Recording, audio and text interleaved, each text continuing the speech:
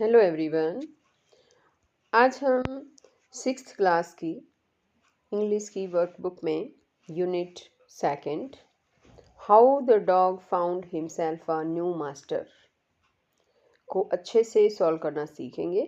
सभी बच्चे वीडियो को शुरू से लेकर अंत तक पूरी देखें और अगर आप अभी तक चैनल पर नए हैं तो चैनल को सब्सक्राइब भी करें। वीडियो अच्छी लगती है तो इसे लाइक भी करें, अपने दोस्तों के साथ शेयर भी करें। तो देखिए एक बार शुरुआत करते हैं। Unit second link lesson how the dog found himself a new master कि कुत्ते को अपना एक नया मास्टर कैसे मिला। इसमें यहाँ पर कंप्रीहेंशन पार्ट दिया है और उसमें है लेट्स ड्रॉ। आओ ड्रॉ करें। Read the passage carefully, passage को ध्यान से पढ़ें। Draw and colour the picture, picture को ड्रॉ करनी है और कलर करना है। तो यहाँ पर देखिए, यहाँ पर एक पिक्चर दी गई है आपको, ये देखिए पिक्चर दे रखी है। इस पिक्चर को आपको कलर करना है। इसमें जितने भी फ्रूट्स दे रखे हैं आपको उन फ्रूट्स के अकॉर्डिंग उनको कलर करना है। जैसे यहाँ देखिए बनाना दिए गए हैं, ये 3 एप्पल है, इसमें एक छोटा गुच्छा जो है वो अंगूरों का है, ये पपैया है, यहाँ पर पपाया है और यहाँ पर 2 सेब जो है वो बाहर रखे हैं, 3 सेब अंदर भी रखे हैं, 2 सेब यहाँ पर इस लड़की के हाथ में भी हैं। तो सेब का जैसा कलर होता है वो आपको करना है। इसी तरह से आपको जो है अच्छे से कलर कर लेना है। अब हम एक बार इस पैसेज को ध्यान से पढ़ते हैं। इसमें है a big fruit basket is lying on the table, कि मेज़ पर एक बड़ी फ्रूट की टोकरी, फलों की टोकरी जो है एक मेज़ पर पड़ी है। There are 4 bananas and 3 apples in the basket, टोकरी में 4 केले और 3 सेब हैं। It also has a small bunch of grapes and a papaya, और इसमें अंगूरों का एक छोटा गुच्छा और एक पपीता भी है। 2 apples are lying outside the basket, 2 सेब टोकरी के बाहर पड़े हैं। A happy Diwali card is tied to the handle of the basket, basket के हैंडल पर बास्केट के हैंडल से एक हैप्पी दिवाली कार्ड बंधा हुआ है। यहाँ पर देखिए, जैसे आप देख रहे हैं हैप्पी दिवाली कार्ड बंधा हुआ है यहाँ पर। There is a girl standing next to the basket, basket से ही आगे एक लड़की खड़ी है। She has 2 apples in her hand, उसके हाथ में 2 एप्पल हैं, 2 सेब हैं। तो यहाँ पर देखो ये सारे यहाँ पर आपको पिक्चर के रूप में दिखाया भी गया है। अब आगे इसी से रिलेटेड कुछ क्वेश्चन दिए हैं, सबसे पहले हम इन्हें सोल्व करेंगे। Now answer the following questions in words and figures. अब इसने कहा है कि अब नीचे दिए गए प्रश्नों के उत्तर शब्दों में और फिगर्स में लिखना है। आपको वर्ड्स में भी लिखना है और फिगर्स में भी लिखने हैं। तो यहाँ पर केवल मैंने वर्ड्स में लिखे हैं, आपको फिगर्स में भी लिख देना है इनको। अभी बता दूंगी कैसे लिखना है। फर्स्ट क्वेश्चन है how many apples are outside the basket, basket के बाहर कितने एप्पल्स हैं। तो इसमें है 2 apples are lying outside the basket, basket के बाहर 2 एप्पल हैं, है ना। तो जो 2 है ना, इसको हमें फिगर में भी लिखना है। ये 2 लिखा है, यहीं पर आपको ऐसे ब्रैकेट में 2 लिख देना है, ठीक, साथ में, यानी इन्हें वर्ड्स में भी और फिगर में दोनों ही हो जाएंगे। अब इसी तरह से नेक्स्ट है how many apples are in girls hands, girls के हाथों में कितने एप्पल हैं, कितने सेब हैं। तो उसने 2 एप्पल्स ले रखे हैं, है ना। तो इसी तरह से यहाँ 2 है, इसको ब्रैकेट में यहाँ पर लिख देना, 2 के साथ ही लिख देना, ठीक है। जैसे यहाँ ऐसे लिख रखा है, ऐसे यहाँ पर लिखना है आपको ये 2 apples are in girls hands. इसी तरह से नेक्स्ट क्वेश्चन है यहाँ how many apples are in the basket, basket में कितने एप्पल हैं, बास्केट में पूछा उसके अंदर कितने हैं। तो there are 3 apples in the basket, इसको भी आप है ना 3 है, इसको ऐसे 3 ब्रैकेट में यहाँ पर कर देना। अब नेक्स्ट है कि what is the total number of apples, total कितने सेब हैं। तो इसमें है the total number of apples are 5। Total number जो है सेब जो है वो संख्या में टोटल 5 है, 5 है। तो इसके साथ ही आप फिगर में भी ऐसे 5 जो है लिख देंगे और उसके बाद फुल स्टॉप लगा देना। अब इसी तरह से यहाँ है name other fruits in the basket. Basket में जो दूसरे फ्रूट्स हैं उनके नाम बताइए। तो इसमें हम लिखेंगे कि there are 4 bananas, a small bunch of grapes and a papaya in the basket। Basket में जो है पपाया है और अंगूरों का एक छोटा गुच्छा है, 4 केले हैं। अब इसी तरह से आगे है, यहाँ वोकेबलरी पार्ट आ जाता है इसमें। यहाँ देखिए इसमें है वोकेबलरी पार्ट और इसमें है crossword puzzle, name the animals. Puzzle करनी है हमें शॉल।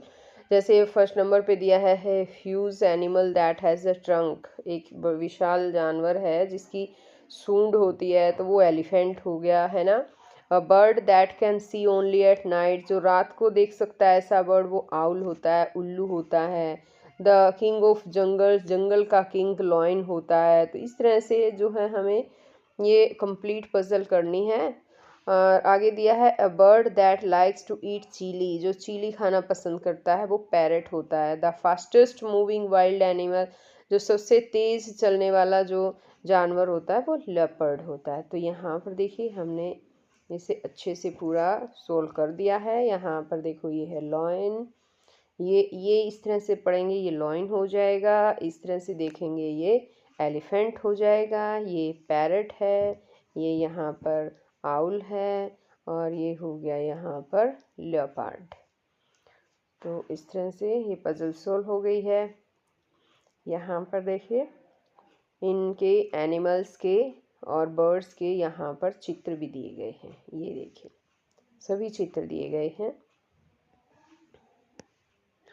अब इसी तरह से आगे है यहाँ पर इसमें tick the words that have correct spelling. आपको वर्ड्स टिक करने हैं जिनकी स्पेलिंग करेक्ट है, वो वर्ड्स आपको टिक करने हैं। इसमें यहाँ है 10 is my hand and 20 on the stand, 30 under the stick, 40 you should pick, now we make 100, make good friends, who does not leave you till the end. अब इसमें यहाँ स्पेलिंग दी गई, देखो एक 40 की यहाँ स्पेलिंग दी गई है, 40 की यहाँ दी गई है। तो 40 की स्पेलिंग होती है FORTY 40। तो इस पर हमने यहाँ पर टिक कर रखा है, ये बिल्कुल सही है। इसलिए जो सही वाली स्पेलिंग हो ना उसी पर आपको टिक करना है। अब जैसे 20 की स्पेलिंग ये वाली सही है तो यहाँ पर टिक करेंगे। TWENTY होता है 20। फ्रेंड की स्पेलिंग FRIEND फ्रेंड होता है, ये वाली स्पेलिंग टिक करेंगे। टुमारो की स्पेलिंग TOMORROW होती है, तो ये टिक कर देंगे। इसी तरह लिव की स्पेलिंग LEAVE होता है, तो इसे टिक करेंगे। 100 की स्पेलिंग HUNDRED 100 होता है, इसे टिक कर देंगे। तो जो सही स्पेलिंग है उसे टिक करना था। आगे यहाँ पर है स्ट्रक्चर ग्रामर। इसमें है now complete the following sentences using when where who. कि व्हेन वेयर हु का यूज़ करके नीचे दिए गए सेंटेंसेस को अब कंप्लीट करें। तो सबसे पहले तो एक बार इनका मीनिंग समझ लो बच्चों कि व्हेन का मतलब होता है कब, वेयर का मतलब होता है कहाँ और हु का मतलब होता है कौन। हु जो है वो क्वेश्चन के लिए, जहाँ पर क्वेश्चन पूछना हो कि कौन कहाँ, कौन जा रहा है, इस टाइप से जो है वो इसका यूज़ होता है। और वेयर का मतलब होता है कहाँ, और ये स्थान के बारे में पूछने के लिए कि कोई कहाँ रहता है, तो स्थान के बारे में पूछने के लिए इसका यूज़ किया जाता है। और व्हेन जो होता है किसी के समय के बारे में जो है वो पूछने के लिए इसका प्रयोग होता है। जैसे कि तुम स्कूल कब जाओगे, तो इस तरह से जब हमें टाइम का, जब समय के बारे में हमें पूछना हो तो व्हेन का यूज़ किया जाता है। अब इसी तरह से है यहाँ पर देखिए फर्स्ट सेंटेंस है इसमें, dash will you come from Jaipur. तुम जयपुर कब जाओगे, तो यहाँ पर व्हेन आया है। यहाँ हमने वेयर लगाया है, वेयर आर यू गोइंग, तुम कहाँ जा रहे हो। Where is that boy going, वह लड़का कहाँ जा रहा है। Who is at the door, door पर कौन है, दरवाजे पर कौन है। व्हेन वॉज ही absent, वह उपस्थित, ये अनुपस्थित होता है, वह अनुपस्थित कब था। When will you meet in the office, तुम ऑफिस में कब मिलोगे। इसी तरह से आगे है यहाँ पर when will you come to my house, तुम मेरे घर कब आओगे। हु आर यू, तुम कौन हो। वेयर आर यू गोइंग, तुम कहाँ जा रहे हो। Where did you go last night, तुम लास्ट नाइट कहाँ गए। When did you meet him in the park last night, तुम लास्ट नाइट पार्क में उसे कब मिले। Who has taken my book, मेरी पुस्तक किसने ली है। तो इस तरह से, या कौन ले गया, तो इस तरह से जो है ना ये व्हेन, वेयर और हु का यूज़ हम करेंगे। अब आगे यहाँ पर है डू योर सेल्फ, अपने आप करो। Right the correct names of the objects, objects के करेक्ट नाम जो है वो लिखो। Select them from the box, और उन्हें बॉक्स से सिलेक्ट करो। यहाँ देखिए ये जो बॉक्स दिया है इसमें कुछ नाम दिए गए हैं, जैसे है aeroplane, table lamp, flower pot, fridge, dustbin, chair, skirt, giraffe, train और स्टैम्प। तो इन्हें यहाँ पर पिक्चर दी गई है, उस पिक्चर के साथ ही हमें यहाँ पर लिखना है कि कौन कौन सी चीज़ें क्या है। जैसे यहाँ ये डस्टबिन है, ये है स्कर्ट, ये चेयर, तो यहाँ लिख भी दिया है हमने, ये है फ्रिज। और अब आगे यहाँ देखिए ये है ट्रेन, ये स्टैम्प, ये है जिराफ, ये है एरोप्लेन। और इसी तरह से यहाँ पर ये टेबल लैम्प है और ये है फ्लावर पॉट। अब आगे है यहाँ कंपोजिशन, और इसमें है right a paragraph of about 50 to 60 words on an elephant using the given clue. ये जो क्लू दिए गए हैं नीचे, इनका यूज़ करके 50 से 60 शब्दों में आपको एलिफेंट का एक पैराग्राफ लिखना है, ये बोला है इसने।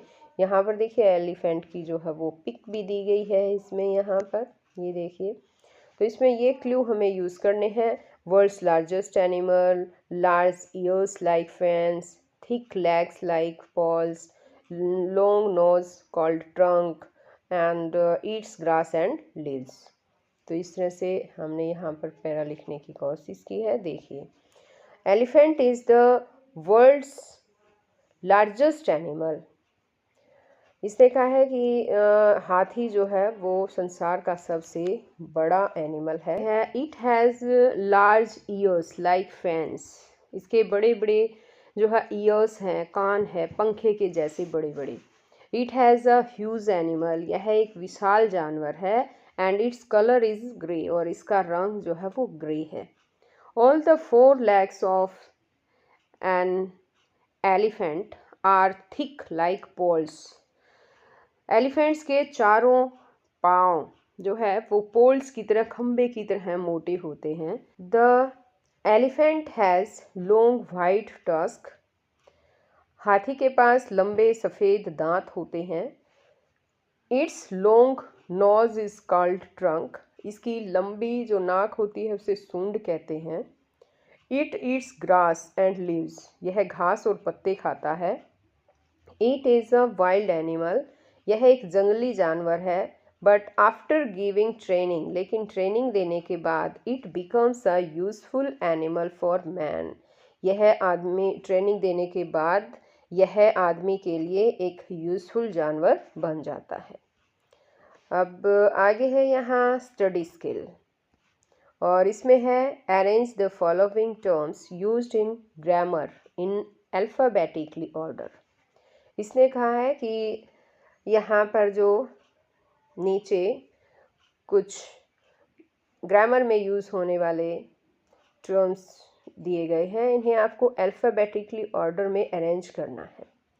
तो जिस तरह से ये यहाँ है preposition, adjectives, adverbs, verbs, pronoun, tenses and nouns, तो इन्हें हमें जो है अल्फ़ाबेटिकली ऑर्डर में, यानी कि अल्फ़ाबेट जैसे हम लिखते हैं ना ABCDEFGH, उस ऑर्डर में लगाना है। तो सबसे पहले ए शुरू होता है तो एडजेक्टिव आएगा, एडवर्ब आएगा। अब आपको ये पता है कि ए आता है, लेकिन ए और डी दोनों में देखिए AD दे रखा है ना, ये तो इक्वल हो गई। लेकिन यहाँ पर जे है और उससे आगे वाला जो लेटर हम देख रहे हैं, और इसमें है वी, तो जे पहले आता है, इसलिए एडजेक्टिव पहले ले लिया गया है, फिर एडवर्ब आएगा, फिर नाउन्स, फिर आते हैं प्रीपोजिशंस, और फिर है प्रोनाउन। प्रीपोजिशन में भी देखिए पी आर तो सेम है, लेकिन पहले पी आर के बाद प्रीपोजिशन में ई आया है और प्रोनाउन में ओ आया, तो ओ तो अल्फ़ाबेट में जो है बाद में आता है, तो पहले ई आता है तो प्रीपोजिशन पहले ले लिया, फिर प्रोनाउन आ गया, फिर टेंसेस और वर्ब्स। इस तरह से अल्फ़ाबेटिकली ऑर्डर में इन्हें जो है वो लिख दिया गया है। तो अब ये पार्ट तो यहीं पर ख़त्म होता है बच्चों। नेक्स्ट वीडियो में मैं फिर आपके लिए नया चैप्टर लेकर आऊँगी, फिर हम मिलेंगे नए चैप्टर में। तब तक के लिए